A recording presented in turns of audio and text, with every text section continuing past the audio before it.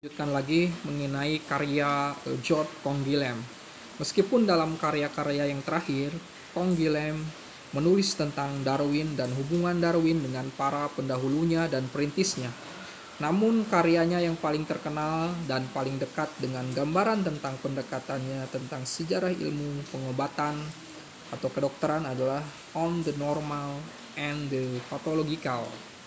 Karya ini diterbitkan pertama kali pada tahun 1943 dan kemudian diterbitkan lagi dengan beberapa tambahan pada tahun 1966. Karya ini dibuat untuk memberikan sumbangan dalam upaya menjelaskan perbedaan antara yang normal dan yang berpenyakit atau patologis dengan meninjau bagaimana konsep-konsep ini berkembang di dalam fisiologi dan biologi dalam abad ke-19 dan ke-20. Pertanyaan yang berkembang dalam telah ini adalah bagaimana yang normal itu ditetapkan di dalam biologi dan kedokteran. Yang dimaksud dengan yang normal mungkin bisa berupa keadaan sakit, yang mungkin bisa berupa keadaan sehat yang dipertentangkan dengan penyakit atau dianggap sebagai patologis. Di sini, jika kehidupan dianggap sebagai suatu kesatuan, maka dari satu pihak penyakit atau yang patologis bisa dimasukkan ke dalam konsep tentang yang normal.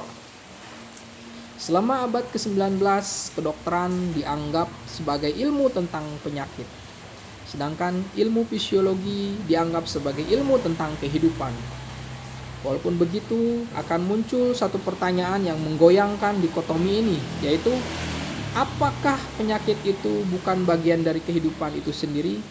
Ataukah dengan perkata lain, apakah suatu ilmu fisiologi yang padat itu bisa dibentuk tanpa meninjau penyakit?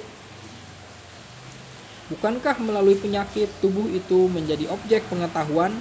Bagi kaum Yunani klasik, yang normal disamakan dengan harmoni dan keseimbangan, sedangkan penyakit disamakan dengan ketidakseimbangan, disharmoni atau ketidaknormalan, abnormalitas. Awalan dis dan a mengandung makna adanya ketidaksinambungan antara yang sehat dengan yang berpenyakit. Sebagian besar melalui karya Claude Bernard dalam bidang fisiologi eksperimental, ilmu kedokteran abad ke-19 mengembangkan pandangan kuantitatif lebih banyak erat dengan tingkat-tingkat eksistensi tentang perbedaan antara yang normal dan yang abnormal.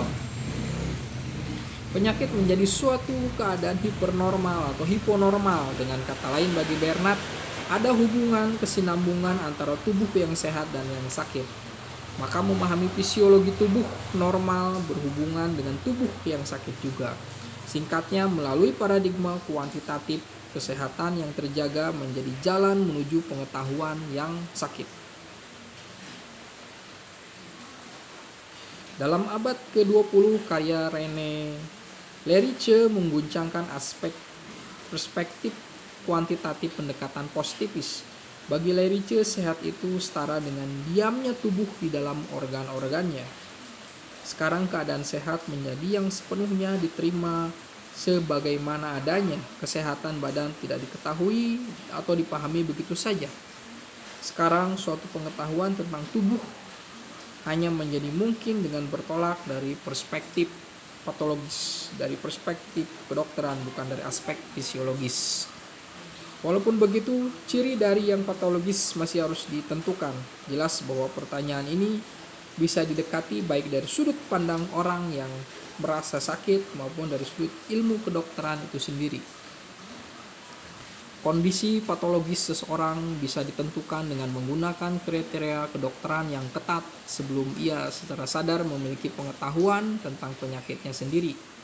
Kendatipun teknologi yang paling mutakhir bisa melenyapkan rasa sakit dari seorang pasien, Canguilhem dalam menyimpulkan renungan yang digoreskan dalam bukunya mengingatkan bahwa para dokter cenderung lupa bahwa pada akhirnya pasienlah yang memanggil.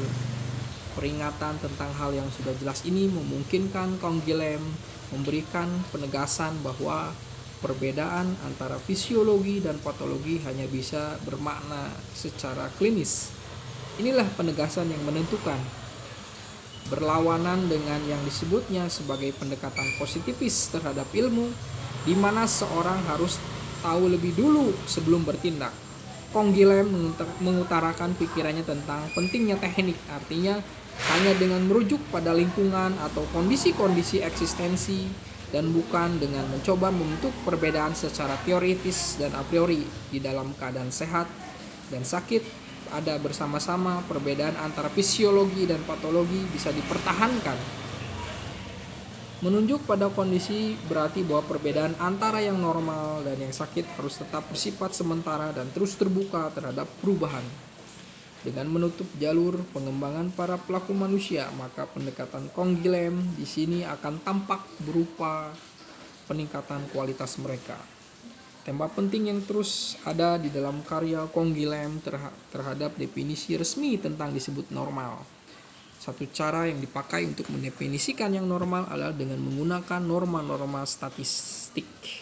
Bagi Canguilhem, penelitian berlangsung di abad ke-20 mampu menunjukkan bahwa suatu makhluk hidup bisa normal secara sempurna meskipun kurang terkait dengan rata-rata statistik. Memang bahwa seekor monster bisa tetap normal dalam pengertian bahwa ia membentuk norma-norma sehubungan dengan lingkungan tempat ia berada. Secara terpisah, makhluk hidup dan lingkungannya tidak normal. Hubungan mereka lah yang membuat mereka begini.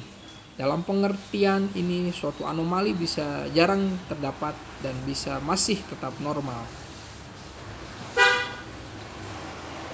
Dalam pembahasan rinci tentang perbedaan antara penyakit dan keadaan sehat, Canguilhem menunjukkan bahwa meskipun batasan antara yang normal dan yang sakit itu kabur, ia tidak berarti bahwa di antara mereka ada kesinambungan. Meskipun demikian, jika kehidupan ini dipahami sebagai bentuk totalitas, maka secara mutlak penyakit tidak bisa dianggap abnormal. Sebenarnya, bila seseorang tidak pernah sakit, hal ini bisa memberikan hasil yang merugikan. Karena bila makhluk hidup pada dasarnya adalah suatu sistem yang terbuka, ia memerlukan cara untuk mengawali kondisi-kondisi baru dengan cara mengatasi berbagai kendala yang ditimbulkan oleh penyakit. Oleh sebab itu, orang sehat tidak lari dari masalah yang timbul karena adanya gangguan terhadap kebiasaannya. Demikian juga secara fisiologis, ia mengukur kesehatannya dalam kaitan dengan kemampuannya dalam mengatasi krisis organik untuk mempermudah suatu tatanan baru. Dalam ilmu kedokteran abad ke-20 kita tahu bahwa kesehatan itu bukanlah ketiadaan penyakit secara total, melainkan kemampuan untuk mengembalikan situasi yang dialami seseorang keadaan yang awal melalui upaya yang bisa mengubah landasan struktural orang itu. Perubahan dalam landasan struktural ini yang setara dengan interaksi makhluk hidup dengan kondisi eksistensinya. Berpengaruh bukan dalam proses perubahan norma dari kondisi-kondisi abnormal, melainkan dalam suatu proses perubahan norma yang terus berlangsung. Canguilhem berpendapat bahwa dalam pengertian ini manusia adalah makhluk-makhluk normatif, bukan karena mereka bisa menyesuaikan diri terhadap norma-norma, melainkan karena mereka merupakan makhluk-makhluk yang bisa menciptakan norma atau sistem terbuka yang bergantung pada lingkungannya.